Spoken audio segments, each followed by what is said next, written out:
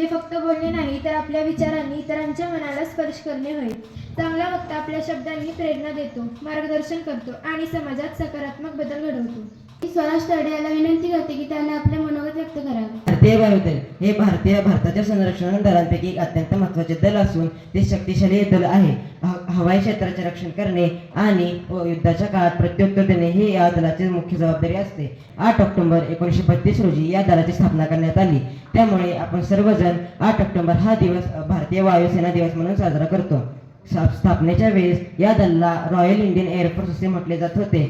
भारतीय वायुदलाचे पहिले प्रमुख म्हणजेच एअर मार्शल सुब्रतो मुखर्जी होय. नभस्पर्श दीप्तम हे या दलाचे ब्रीदवाक्य आहे. यात राजकारण व समाजकारण यांचा सुंदर संगम त्यांच्या कारकिर्दीत दिसून येतो. त्यांच्या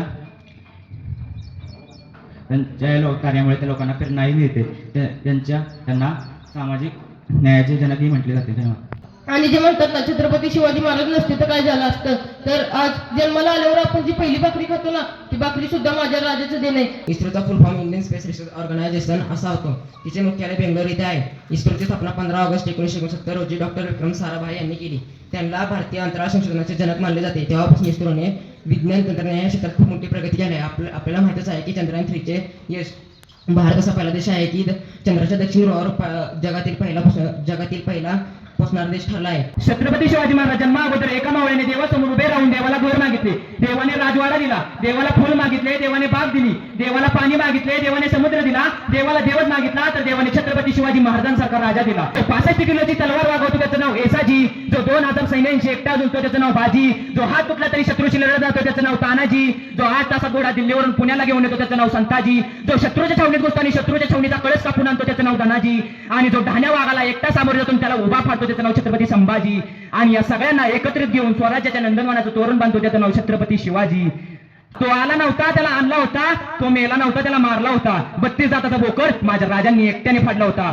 आले किती गेले किती उडून गेला भरारा. आले किती गेले किती उडून गेला भरारा. संपला नाही आणि संपणारी नाही माझ्या शिवरायांचा दरारा. संभाजीराजे शिवाजीराजे भोसले असे होते.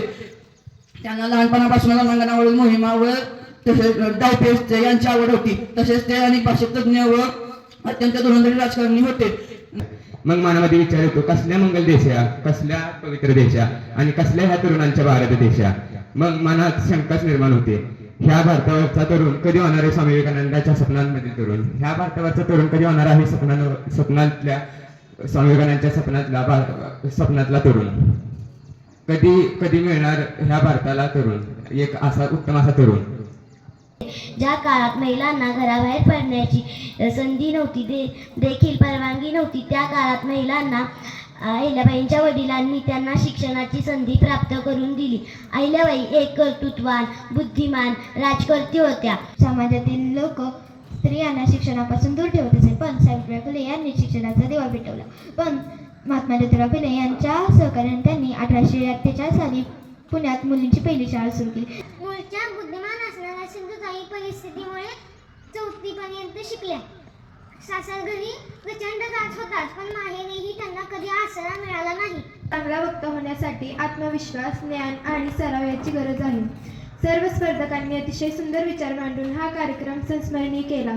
याबद्दल सर्वांचे आभार. धन्यवाद.